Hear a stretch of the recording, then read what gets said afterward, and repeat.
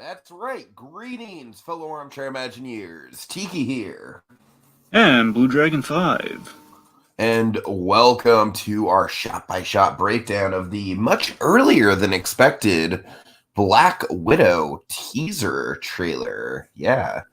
Dragon, should we do a bad Russian accents this podcast? Yeah, I don't think so. No, I don't think we should do that. No. I was contemplating doing it for the actual intro, but I didn't think it would make a very good first impression. All right, I'm done. Ross, it's not a good idea. No. All right. Okay. Oh God. Okay, so Dragon, yeah, this is we have a little bit more work for us tonight than we thought we would, but hey, that's okay. We've got two commenting superstars in the comments here, folks. We've got Donovan Martin and then also Romello Malone. I'm back. Romello, happy to have you here. Of course, Romello kind of has a hard time joining us because we usually start a little too late. But we're on it now. So, all right. So, Dragon, I'm just going to start by saying that this is it's not like a mind-blowing trailer by any means, but I think there's enough here to get me excited for the movie. I'm pretty into it. I'm pretty into what we're seeing so far. There's a couple gags in the trailer that make me that I don't really think hold up all that well under scrutiny. But other than that, other than like one or two lines that are just kind of groaners, I think it looks very good. I think the action in particular looks like it could be a game changer for the MCU. As far as like this is by far the most Mission Impossible like MCU action we've ever seen in terms of just the scale of the stunt work and all that. So yeah, I went from just kind of like, curious because it's an MCU property to, hey, this looks like it could be good. It looks like it could be a really fresh movie within the grand scheme of the MCU going forward. All right, what were your thoughts? Yeah, what were your thoughts, Dragon? So yeah, I'm definitely looking forward to Black Widow. Just kind of since it was announced, and I'm definitely this is all good stuff. We're all still in the same direction of okay. This is basically I guess what I'm looking at here. It looks like 2020 is going to be trying to recapture lightning in a bottle that was 2014, where we had like Winter Soldier and then we had Guardians of the Galaxy. Classic, yeah. And in this case, 2020, what we seem to be getting is we're gonna have Black Widow, kind of our Winter Soldier villain, which again. That's where a lot of my hype's going through. Maybe it'll be like another Winter Soldier. I mean, Black Widow, of course, is kind of a portion of that movie, and in this case, it's going to be all that, and we're going to have a lot of fun, kind of thrillery, kind of like kind of spy espionage stuff, like we did in Winter Soldier. That's going to be really neat. But also, of course, with Eternals, it's kind of our Guardians of the Galaxy fill-in. So we'll see how that goes. Kind of the dark horse, so like you're going kind of cosmic and spacey with things. So yeah. Donovan agrees it's very Mission Impossible meets Winter Soldier. Yeah, which again, to me, that's a great combination in my book. I'm all, all for that one. Okay, I guess without further ado, guys, let's get right into it. I guess I should stop screen sharing, and Dragon, you want to go ahead and start screen sharing.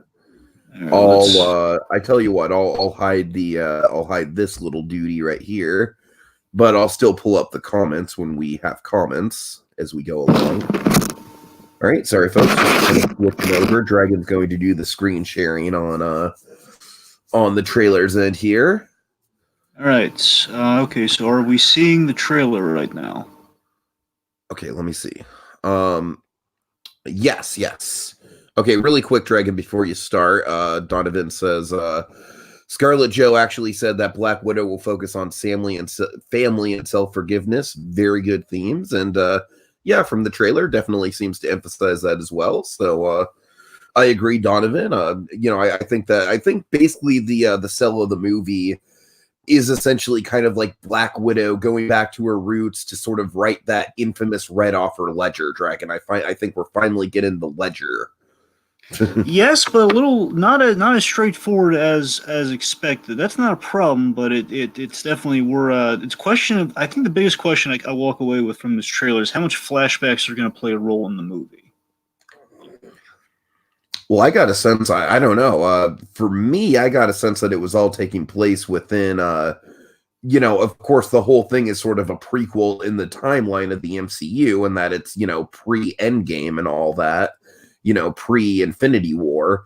But other than that, I honestly, for me, it seems pretty straightforward, like a linear progression of time. I don't know if there's going to be flashbacks.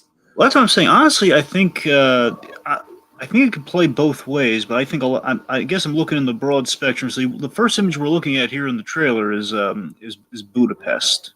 Mhm. As of The course, as Grand Budapest Hotel. sure. I'm sorry, I couldn't resist. And sorry, so I'm trying to get the full screen going on here. It's a little all right. Looks like this is the best we're gonna do. It looks like. All right. Anyway.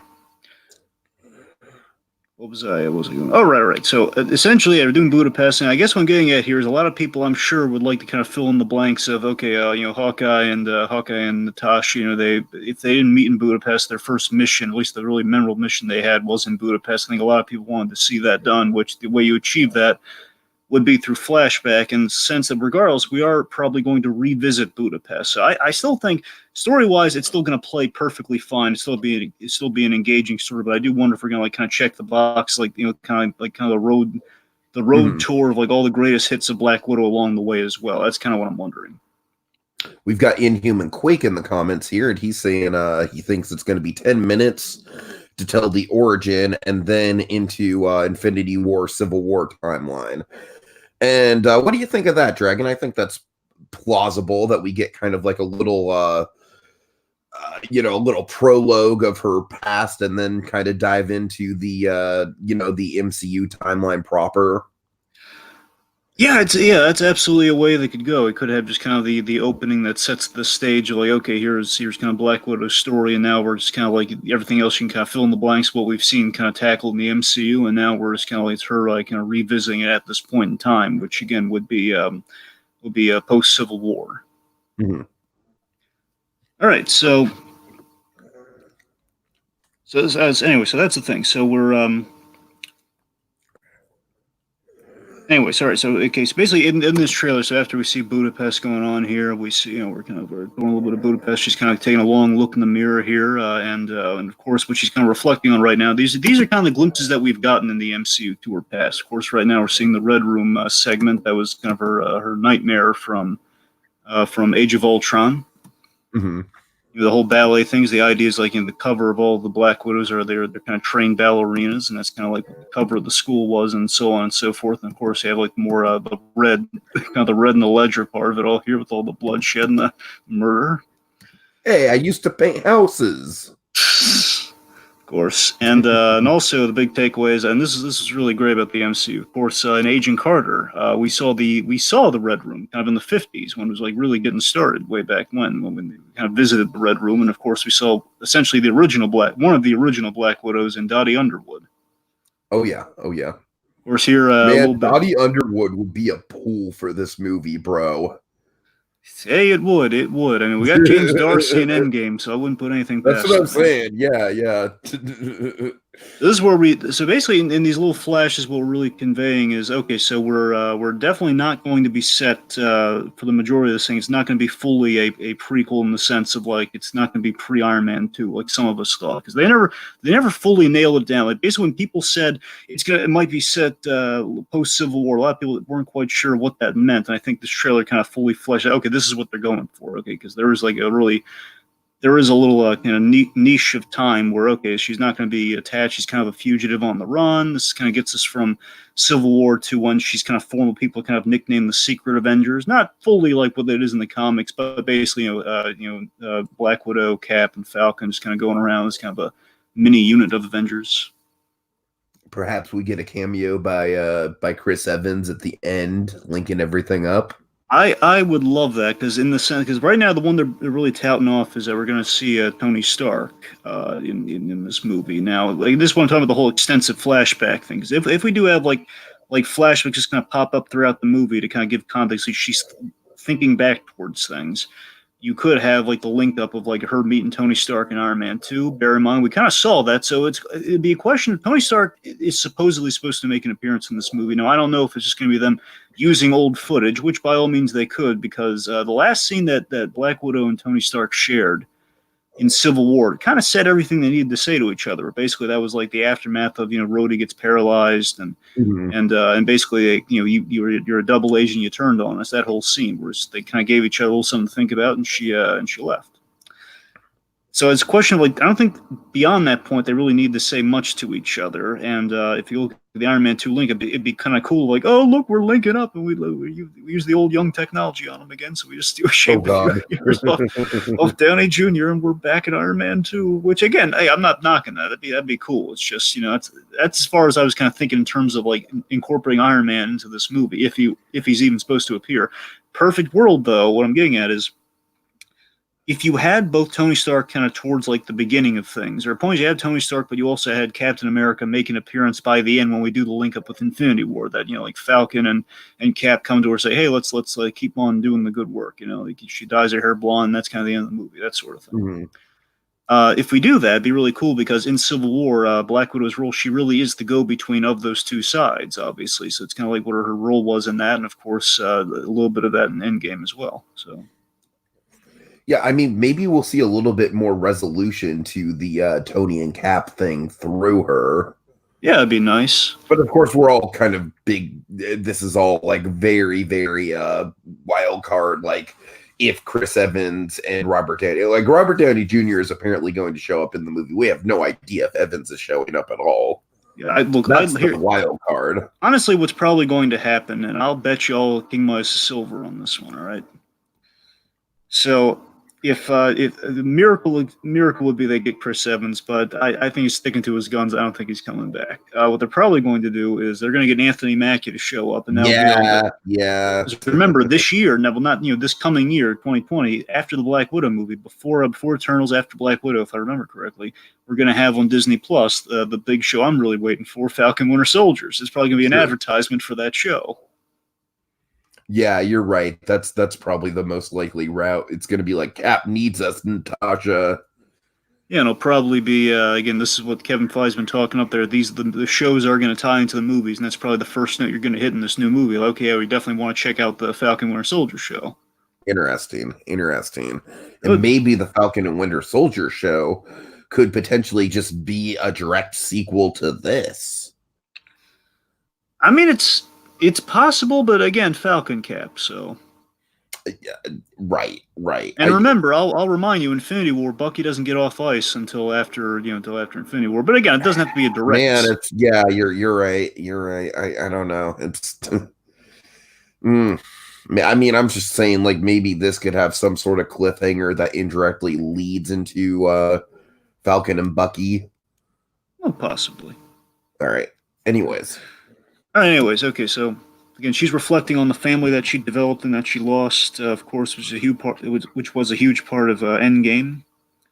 You're kind of recapping all the things her sacrificing herself and the family she lost, basically everything that her sacrifice was built upon, and kind of like trying to ensure the safety of the family that she built in the Avengers and kind of the world and so on and so forth. Nothing lasts forever, and And again, and the whole like nothing lasts forever thing is the idea, like even around the time of Civil War, like, hey, I built a family, and then the Avengers have broken up, so I'm kind of I'm the home of a divorced superhero team. Oh no. Yeah, I mean the MCU really did take some risks in terms of just big game-changing shakeups to the status quo throughout all of Phase 3, and Natasha is definitely feeling the ramifications of that. Oh, yeah. So we have this conversation with Thunderbolt Ross here. So Ross, I'm loving this. Every time they bring this guy in, I like it. Now this is great. Now tell me, here's the thing. Some people have been kind of snuffing out. There might have been some of the Lola effects on him right here. And it's kind of hard. It's like the way the light catches him in the shot. People have kind of seen like there might be like they might have de-aged him a little bit. Now I don't know if that's because maybe these days William Hurt's looking a little wrinkly these days. I don't know. Man. Maybe. I don't know if it's that, but here's the thing. It causes some speculation. Just want to get with the whole flashback thing. And this honestly is the big thing. It's fueling the whole flashback fire. This and Budapest kind of fuel the whole like, are we going to see extensive flashbacks? Because if we're shaving some years off of them, it implies based on this conversation they're having right now. This little conversation they're having about what are you going to do now? I hear you're basically, I heard you had to leave in a hurry. Now, this is either one of two things. This is either like a coded conversation, like a coy way of saying, I'm going to be gunning for you if you stick around here. I don't want to hunt you, but I will. And that's like her saying, I'm not going to stick around here. I'm going to Russia to sort out my family business, et cetera, et cetera. Basically, the whole course of the movie. So this is probably, it could be a fill-in. If I'm taking it at face value, this is just like they have like a little conversation. Obviously, they don't have like a big fight, so because obviously Black Widow could probably take out all of these guys behind him, assumedly. So he's pretty much saying, okay, you're leaving a hurry here, unless you. It's like I'm giving you like a head start essentially. So basically, don't cause any trouble here, and we won't have a problem. That might be essentially what he's saying, and that's if you take it at face value, because her follow-up line here is. I've lived a lot of lives, but I'm not running from my past. Okay, Dragon, we got a lot of action in the comments here, so let's see. Just gonna pause here. Inhuman Quake says around the fall, I guess, of Falcon Winter Soldier, I wouldn't be surprised if Yelena joins Falcon and Bucky, and that's exactly the kind of thing I'm talking about, where it's like it's not like a direct sequel to Black Widow. But it is something that definitely ties the two properties together. I really wouldn't be surprised if that went down. Sure. All right. So, okay, I'm sorry, Dragon. We got a few comments here. I'm sorry. Just bear with me here. They're all good. Donovan says, what a twist it would be if by the end of the film we see that she is actually brought back to life after Endgame. Popular theory that she's not... I believe that what we're going to do is we're going to do some sort of like for Guardians of the Galaxy 3, some sort of Soul Stone, journey to the Soul Stone to rescue maybe Natasha, Gamora, people of that nature who were in there. And that's where I think we're going to get the resurrection of Natasha and Gamora. But I don't know. We could see some tease of her coming back at the end of this movie. It's funny now that you bring that up, and again, I can't guarantee that's going to go over well. But what people are like, why can't everyone stay dead? But I will say this: now you bring that up, the whole Guardians connect, and again, if we free Gamora from the Soul Stone, then in theory we could bring back Black Widow as well. And I'll remind you, what we didn't do in Endgame, that we could absolutely do in Guardians of the Galaxy Volume 3, because we did set this up in 2, Adam Warlock. Adam Warlock has big ties to the Soul Stone. If I remember, he essentially houses the Soul Stone. So again, if you were to come up with like someone to kind of take the place of those two, Adam Warlock would be the guy. There we go. Okay, really quick. Romello is saying that he agrees with you that the shot of Thunderbolt looks de-aged. Inhuman Quake says, I'm betting that Nat is Skrull in Endgame, which of course would mean that the Nat that dies is not our Nat. So that would be a twist for sure.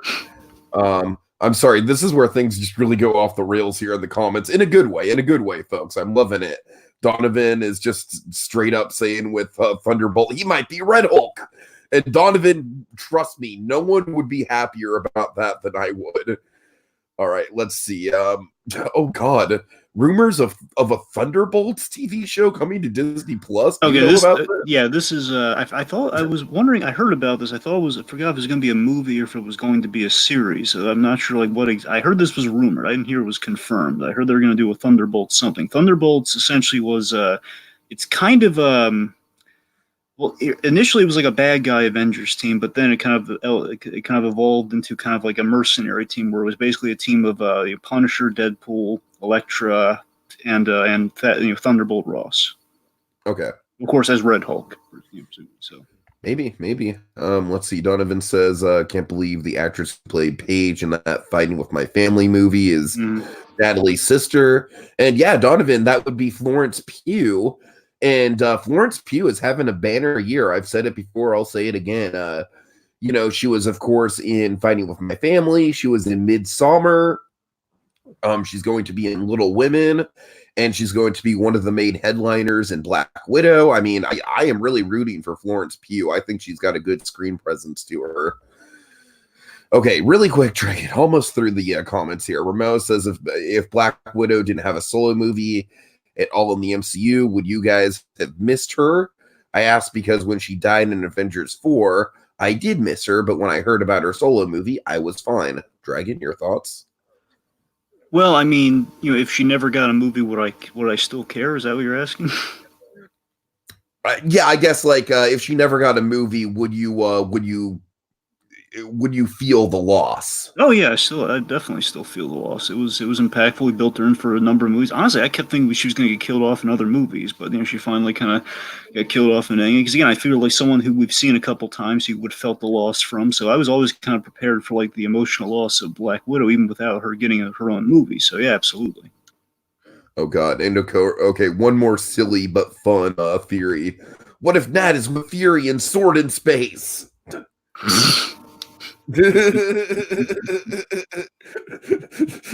I'm sorry, guys. I'm loving it. I'm not poking fun at all. Right, Tiki, you remember what Sword is, right? You know what Sword is? Yeah, I know what it is. I know what it is. Yes. All right. Oh God. Do you guys think Fury and Nick Hill will appear in Black Widow? Yeah, I think so. Probably. Well, then again, Well, here's the thing. It's interesting. So in Civil War, the comic, obviously Nick Fury had a kind of a bit role. Maria Hill was huge in that, obviously. So it would be a way of kind of filling in, they were missing out on the actual Civil War in the MCU. So we kind of get them in kind of the aftermath of Civil War in some regard. That'd be kind of neat. I wouldn't. I don't think they're going to put him in the movie though. Personally, I don't know. All right, and then Donovan says she's nailing that Russian accent, and yes, she is. Go Florence Pugh. All right, folks, we're gonna by all means keep commenting, but we're gonna go through about another minute's worth of the trailer here before we take the comments again, and I'll go through it, just to be efficient here. So, Dragon, go ahead. Right.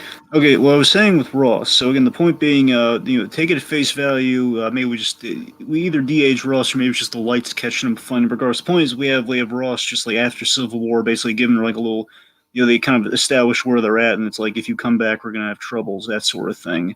And basically what we have here is I've lived a lot of lives, and this is kind of where she was prepared to go in at the end of Winter Soldier. Remember, she has all these identities kind of at the ready if she ever needed to go under. And of course, by the time we check in with her in Infinity War, she'll have the blonde hair and everything. With the Secret Avengers with Cass. The point is, this is kind of the path that she's going on now. Some people theorized, again, if we're really de-aging Ross and saying we need a younger Ross, we could be implying is that he gave her the welcome wagon when she defected. Mm-hmm. As in this scene, basically we took the whole "I lived a lot of lives" section out of context from a different scene, as basically her saying this to somebody else when she's going to Russia in modern day. And in the past, it's okay, she meets Hawkeye, she then kind of defects and she becomes one of our guys, and then ipso facto we have a little bit of Ross. Then we juxtapose it with now Ross is done for her, and that's why she's she's going out there and going to deal with the stuff in her past. So. The only hitch in that theory to me is that Ross is in a suit, therefore he's Secretary Ross and not General Ross, which he would have been back then. Interesting. Yeah, that's a good. I would have never noticed that on my own. That little detail. I mean, to be fair, generals can just wear ordinary clothes, but I don't know. It's of course, yeah. I'm just saying, when you think Ross these days, it's Secretary Ross in the suit and everything. That's kind of what we see. And then again, it might be some trailer trickery in the edit and kind of the dialogue that's being played over scenes. But I don't know. Honestly, I think it's probably going to be played at face value. But I don't know. There's always room for, again, this whole the Budapest thing. The Budapest thing, I think, is throwing everybody off a little bit as to if we're going to have flashbacks or not. Anyway. Okay. So speaking of which, we spoke of Florence Pugh's character. Of course, we're in Russia now, and she's kind of a little family reunion here with Yelena, the other Black Widow. This is where I'm really liking the dynamic, man. I mean, it's I don't know. I think these two are really going to be fun together. I think they're just from this little exchange right here. Plus the stunt work and the choreography, between that and the dialogue, I'm really liking this. Yes, I heard they got the John Wick stunt choreographer to do this now. Nice. Well, I don't know if That's that's very promising. no, I don't know if that's the director of John Wick because he also did stunts, and that's how he kind of made his bones. He was a Oh, stunt man. I believe I want to say he directed all three of the John Wick movies too. He's the stunt guy as well as the director. I think he was the first John Wick movie had two directors on. You had the guy you have the guy who went on to do Deadpool 2, and then you right. had like the main guy who did all three movies. So I don't know if it's him specifically or just one of the very talented stunt coordinators on the John Wick franchise. Regardless, so that's why the action looks as good as it does. And of course, I think this might be one that could go toe to toe with Winter Soldier in terms of the action department if you have the John Wick guy involved. Especially the hand-to-hand combat. That's the specialty in those movies. Sure. Certainly. I'll say this much: I know you haven't seen John Wick 3, but if you give someone a book, run. If you give someone like a hardback book as a weapon, run. Okay. That's incredibly cryptic, Dragon. I'm saying, if you saw the scene I'm thinking of in John Wick 3, you're gonna like, oh god, run. Okay, I'll take your word for it. Anyway, so seriously, so Yelena, I actually knew Yelena from the Deadpool Thunderbolts thing, where basically in the comics after Secret Wars, I think it was Secret Wars, a Skrull time, believe it or not. The big Norman Osborn screwing over Deadpool on his mission. Therefore, Norman Osborn refused to pay Deadpool. Therefore, Deadpool's gunning for him to get his money. Mhm. And Norman Osborn was this is like when Norman Osborn was Iron Patriot, that whole thing. And he had his own Avengers team assemble, which is Bullseye in a Hawkeye costume, and you had the other Black Widow, who was the blonde Yelena. So it's kind of what we're dealing with now with Florence Pugh.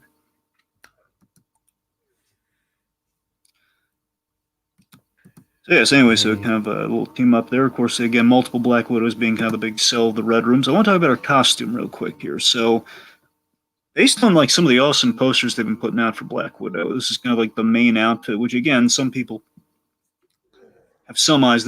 If this is in the past, it might be like she was wearing like the legit Black Widow costume as Black Widow is you're gonna get it because she had had like the hourglass built into the belt and everything. Had like looks as little wrist things. Looks really good, yeah.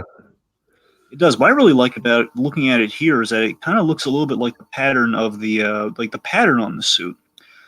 Looks a little like what she has in Infinity War when she and Cap are sporting like the stripped down versions of their costumes. Remember? Oh yeah.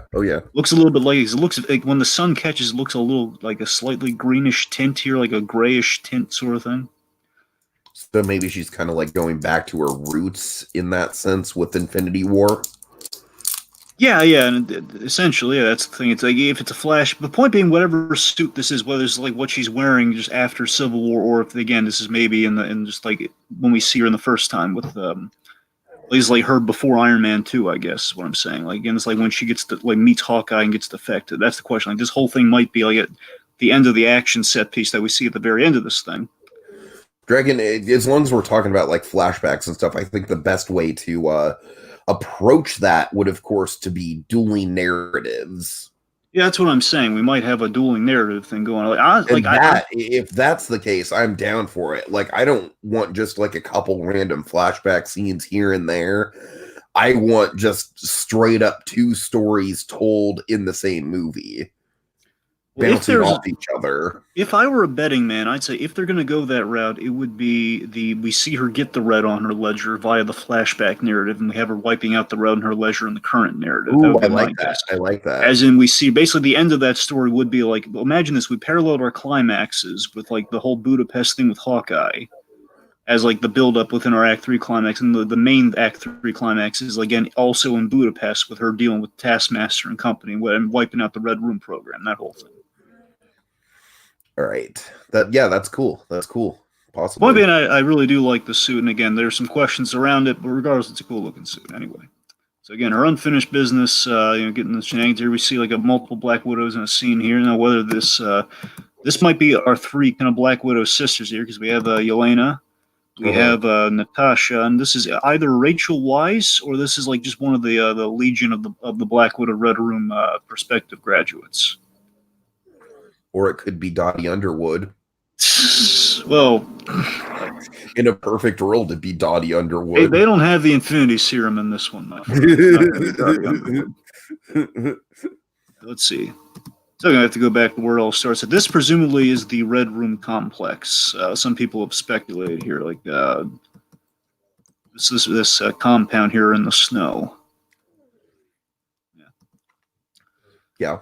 Yeah, of course we did. This right here, this stuff is the most Mission Impossible-esque stuff. I love the white. I love the white outfit, the snowsuit. And she did have this in the comics too. Now I don't know all the ins and outs of it. Presumably it's mainly a tactical thing. Like again, when you're surrounded by snow, you're going to want to wear the white suit, which makes sense. Snowman. So, yes. But no, seriously though, with the white suit, I love how one's a nod to the comics, two, it's a practical stealth thing. It kind of shakes things up, but also like kind of probably symbolically, again, she's going on a journey to wipe the red from her ledger. It's kind of like she's wearing something that represents purity, perhaps, like again, like the pure intent versus the dark, sleek, like all this darkness building within me. Black and red being the color scheme in this case, it's white. Anyway. Of course, now here we go. Here's This is the Red Room. Man. I love the color scheme of the Red Room. Now we try to put some red in each of these scenes here. It looks really cool. So the red and black lining on the floor there of the little studio. They're all practicing. They're all wearing kind of traditional black widowy suits. And honestly, that's what I'm saying with the other thing too. Is like basically all the suits that they're wearing right now looks remarkably like the suit that she was wearing in that earlier scene, which implies it could be in the past. This could be like her initiation suit thing. I don't know.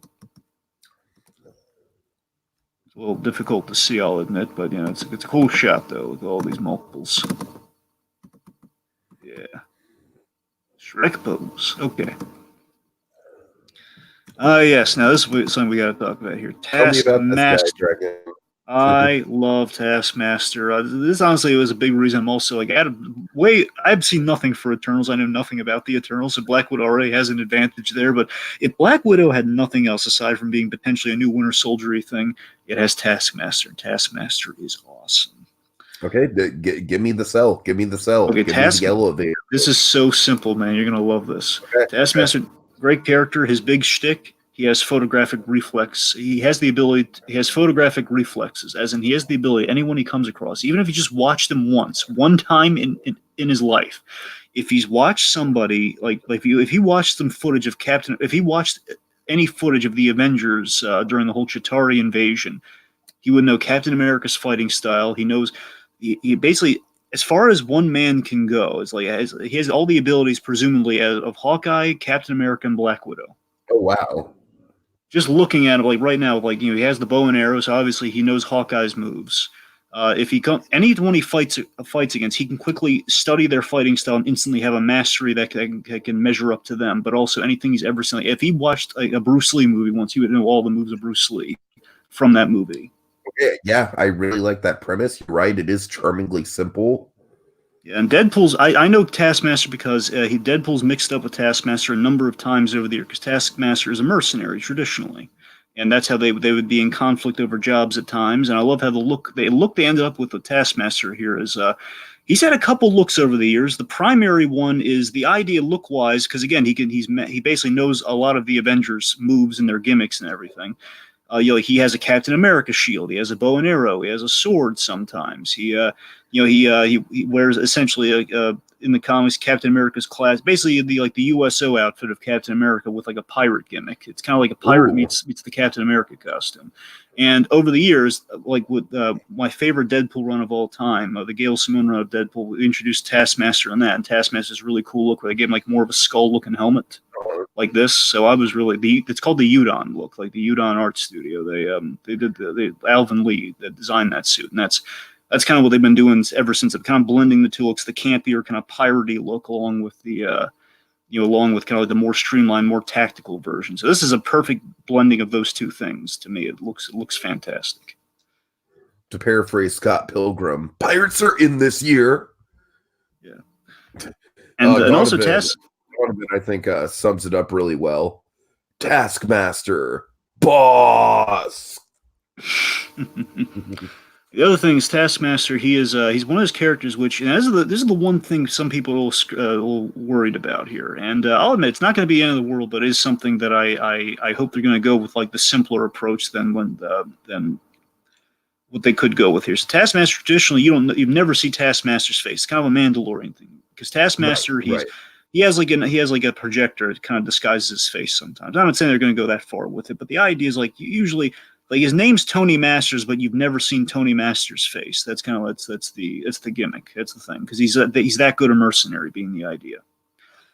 And some people are speculating that they're going to pull a ghost from Ant-Man and the Wasp, where it's going to be a lady underneath the costume, where it's going to be Rachel Weisz. Some people are speculating the other Black Widow. Again, I'll take it as it comes. Like his Taskmaster is somewhat of a he's a phenomenal gimmick. He's somewhat kind of wet clay you can mold to an extent because again we never see the guy's face, therefore you can play with a few things underneath the mask because we've never really done that before. What do you think if Taskmaster was Deadpool Dragon? That's what I'm saying. My biggest hope for this movie, Tiki, my biggest hope is that they will not kill him off because if they don't kill him off, and now we're in a place where Deadpool is they're slowly getting ready to introduce Deadpool into the MCU. We could have the Deadpool because Taskmaster was considered for the Deadpool movie way back in the day, but of course there were rights issues between the two studios because Taskmaster was introduced in the Avengers comics. Oh. So because of that, he was never able to show up, and that's why we end up with Francis in the first Deadpool movie. But that's the thing. So as long as they don't kill him off, that's the thing. If we keep him mysterious, preferably if we don't make him Rachel Weisz and we keep him alive, that's all I could ever ask for. Just keep him alive, even if it is Rachel Weisz, I'll take it. Just keep him alive, man. All right. Anyway, of course, now we have the other big sell for me on the movie. Oh yeah. Red Guardian, man. Look at this. Red Guardian, and they gave him the helmet and everything. They're going the full Russian Captain America with it, man. That's awesome. I love his look for sure. Unfortunately, this gag, the whole like, oh, you got fat. Dragon, I gotta tell you, MCU, man, they're not that woke when it comes to body shaming humor. And I'm not just saying that as like, like I don't get offended about it personally, but I just think it gets repetitive, dude. It's like we just had Fat Thor. I don't know. What do you think, Dragon? To me, the only reason I'm not crazy about it is that I feel like this character really does look badass enough to just stand on his own. And I feel like by having that, like Mr. Incredible joke of like, oh, he can barely fit in the suit, it kind of deflates him a little bit. I don't know. What do you think?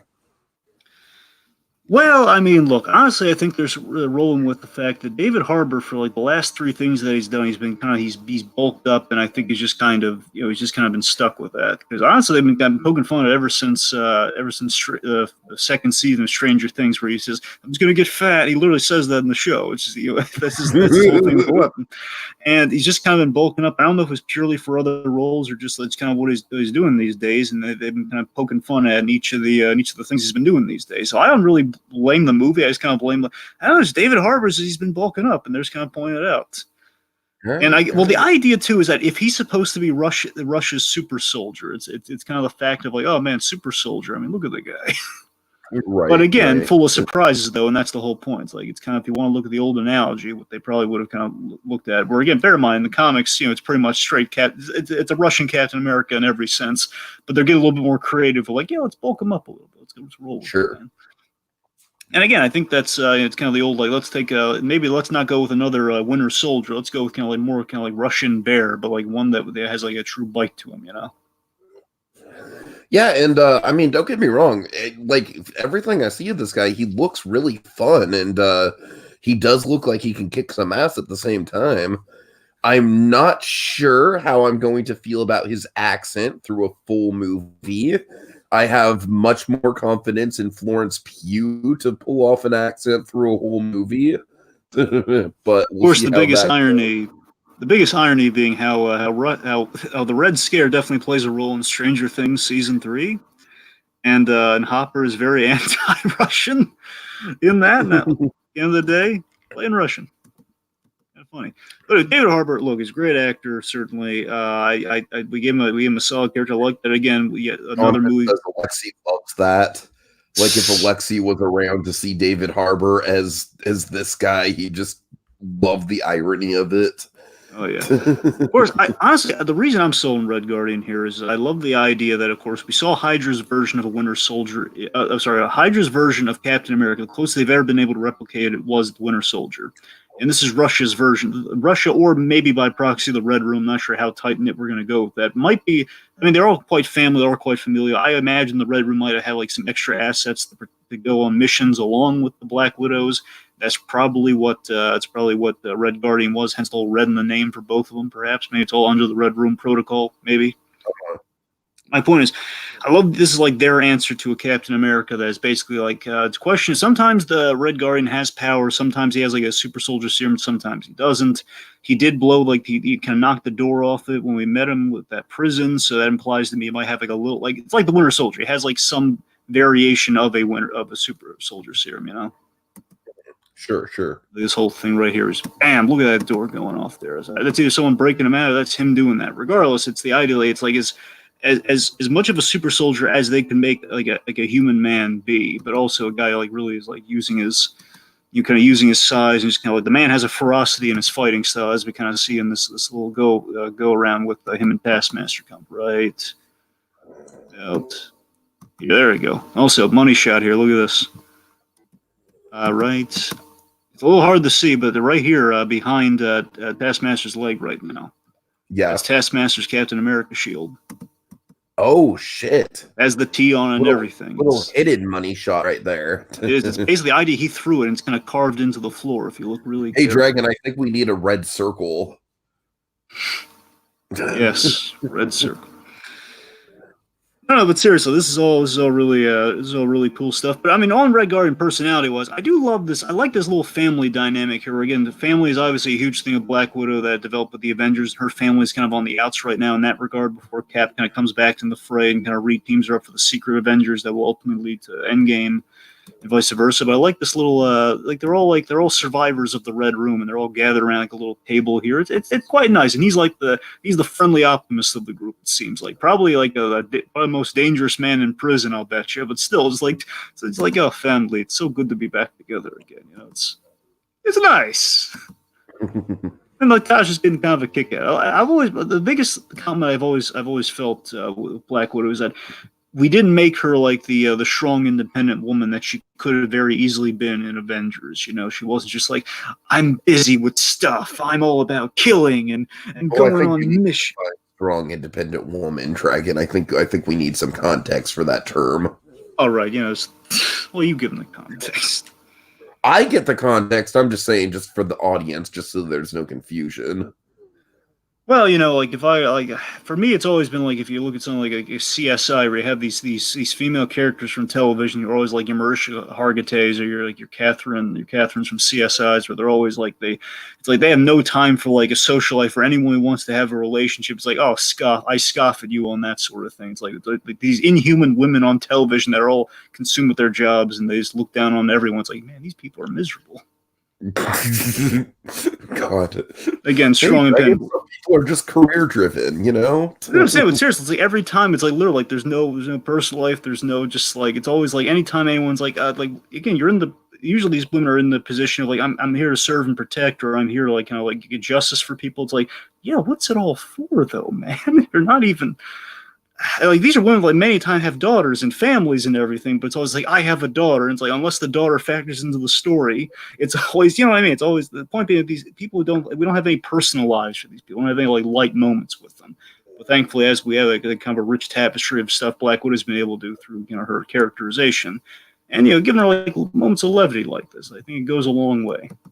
And it wasn't always guaranteed to go that way. It could have gone very much like, she's all business. Essentially, she's like, like an app, she's the poster girl for, for the men, or just like a whole, like, oh man, she's getting a lot of business done here. But again, thankfully it didn't just turn out as cookie cutter as it could have been. Anyway. There you go, a little levity. All right. All right, let's see. Of course, a little bit of Taskmaster action there. Okay, a little avalanche going on there. Now, again, this question, the big question here is this our climax of the movie where we're causing the avalanche on the Red Room, or is this, given that suit that she's wearing, and she's not wearing the white number when she kind of plopped on earlier in the scene, is she is she? Is this like the kind of your Mission Impossible opening at the start of things? Is this like a Ooh, flashback it to her? could be a Mission Impossible opening. I didn't even think about that, but it looks like a pretty big set piece. Yeah. It does, but imagine how impressive this would be. Because think about it. Like, imagine this. Okay, imagine like at this point, like right here, basically Avalanche onward. The movie opens with this. We see young Natasha again. If we do your flashback narrative thing, where we start off like, okay, we see her working for the Red Room. It's her and her sister working together. Causing an avalanche. She succeeds in a mission. She jumps. And we know where she lands. We saw her land in the earlier scene in the Mhm. black suit. So again, that could entirely be that could be like kind of like her pre-Iron Man too, by all means. I like Possibly what you're throwing down there, Dragon. That's nice. I like that. could be like the coolest opening scene they could have Good. there. You're right. You're right. It could be like one of those big opening scenes that we're just like, all right, forget everything else about Black Widow. The opening scene is amazing. Yeah. Again, might not go that way. Entirely possible. She could just have a costume change mid-battle, and that could be literally what it is. But then again, if you want to get ambitious with it, we kind of cut between certain action sequences. Perhaps like we have this juxtaposed with them dealing with stuff now. I don't know. Spitballing. That's what we're doing here. All we're doing is spitballing. I will say, oh, by the way, one thing with Taskmaster, though, we'll hope for the just being kind of like a guy we don't see the face for the entire movie of. There is an actor they cast. They cast a bodybuilder, like a 7-foot tall bodybuilder. Ooh. Now, I love to think that's the guy. And regardless, that might be the physical actor they get for Taskmaster before any sorts of identity reveals. And I want to make it clear, I'm not saying like Taskmaster needs to be a man. It's not so much that. It's the fact of we already did that with Ant-Man the Wasp. Let's not just go to that when we want to shake things up with a masked character, Mm-hmm. Not everybody can be Ghost, We can't keep pulling that trick. It's going to get old fast. I mean, I don't even think Ghost should have been Ghost. Anyway. Let's see. So again, whether that's going to be the opening mission, the climax, it's kind of what we're working with there. It's about it. It's about the trailer. All right. Just let's see. Trying to scan through one last time. I'm gonna turn off the screen share then. Okay. Yeah. Sorry. Let me I'll switch mine on. Okay. Just going through the comments here. Donovan says, yeah, I know. I'm just going through the comments first. Donovan says that's how you visit your family, by posting guns at each other. Indeed. It's the most Thanksgiving movie since Knives Out. All right. Of course, Black Widow's version of that, guns out, man. Right. Gun fu. Inhuman Quake, that's why it felt like John Wick. Isn't he also doing action scenes for Birds of Prey? Dragon, you know anything about that? I don't know about that, but again, Birds of Prey needs all the help it can get, looks like. Mm-hmm. Oh, yeah. Dragon, you know anything about this? This weekend, Feige's doing an MCU panel in Brazil with surprises. Ooh, surprises. I like surprises.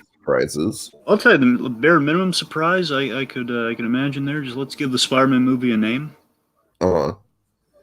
That'd be nice. Let's see. We're getting a lot of Taskmaster love. A lot of. Oh wait, the biggest surprise if he announces Fantastic Four. Yeah, that's always in your back pocket is the biggest MCU surprise. It is. It'd be great. A lot of people actually thought that David Harbour might be the Thing, which obviously he's not. But I remember that was being speculated for a while. It was, yeah.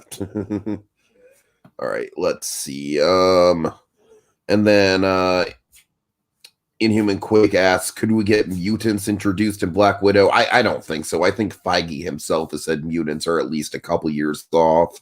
Because I don't know, everyone's in such a rush for mutants, guys. I think we've had a decent number of X-Men movies, or I think we can give them some breathing room. I think we're all good there. We know they're on the way. The only mutant I care about is more of a mutate, and that's Deadpool. That's the only I really care about at the moment. I'm reintroducing. Mm-hmm. Okay, I think a lot of this attention should be directed towards let's get the Fantastic Four in Phase 4. How hard is that? Right.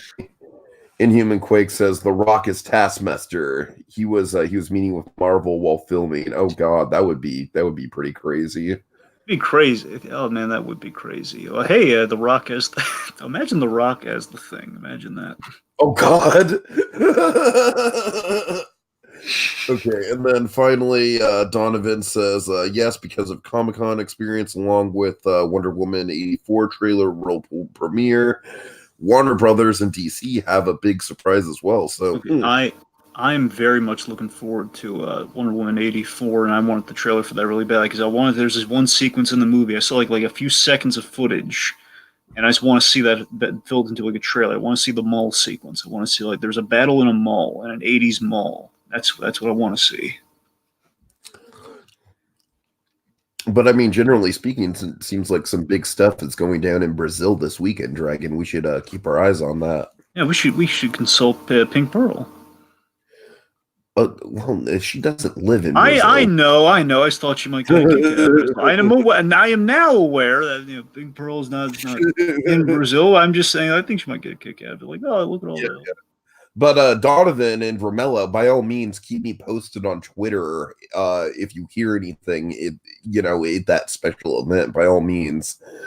Okay, Dragon. Final thoughts on the trailer. Again, final thoughts. I mean, look, again, this trail is definitely kind of scratching my Winter Soldier itch. It's definitely it seems to be a tribute to Black Widow and kind of the transition from the old guard to the new guard going into Phase 4. It seems to be a decent move. Like, you gotta remember that Black Widow is going to be kind of the last vestige of like the original Core Six. Like, we're not going to get any more new movies from the original six. Well, we're going to end on Thor. Essentially, that from my understanding, it's going to be like the end of Phase 4, if not. Because we haven't really clearly marked off what the end of Phase 4 is. I'm just taking it at face value. It looks like Thor 4 is going to be the end of Phase 4, which that's what it seems to be. Regardless, the fact is like we're kind of going from Black Widow, which again, like Iron Man had his big tribute, and then of course we had the aftermath of Iron Man with Spider-Man: Far From Home. So Black Widow, who again was another really significant loss. And also, we're going to have Falcon Winter Soldier, which is, again, within that same year, is going to be the other kind of tribute to Captain America and kind of going forward from that sacrifice. And, well, again, not that he died, but you know what I mean. The fact, the whole passing of the torch, all that. Sure. It all seems quite natural. That's the biggest thing that Phase 4 has me kind of like really impressed with. Just is the promises to be fulfilled. It's like, oh man, look at all these. It all looks like it's so well figured out. It's all going to play so well. It looks like they have a plan more than they've ever had a plan before, and that really excites me. And again, it's nice to see they have like some creative juices going. Even like the fourth phase, and after 10 years, they're still like going in like like fresh. Like you guys like those first three phases, that was like page 1 of the book. Now we're going to page 2. Oh man! The point is this trailer just page 2. That's what I'm saying, man. So look, it all looks really promising. Again, as I said, I expect 2020 to be best case scenario is going to be another 2014. We're going to be really surprised by Black Widow and the Eternals. Again, Eternals going in completely blind with. I know nothing of Eternals, nothing. So yeah. Okay, so yeah, thank you guys so much for joining us. We got a triple header here in the comments, and you three guys are just seriously all awesome, and I'm kind of gushing. We got Romello, we got Inhuman Quake, we got Donovan Martin, and seriously, guys, you guys are all awesome. I've said it before, I'll say it again. Folks like you who continue to watch us on a show-by-show basis and comment and engage with us. When I first started this channel, I never thought I'd have any sort of consistent fans at all. So I know that we're not like a big, in the big leagues of YouTube whatsoever in terms of our numbers and our viewership. But just because you guys are here, you make it worth it, and you make Dragon and I want to continue doing this. So thank you guys so much. All right, folks, that's it. See you later. Have a good night. Still fits. It still fits. Oh, I am not fat. I am just big boned.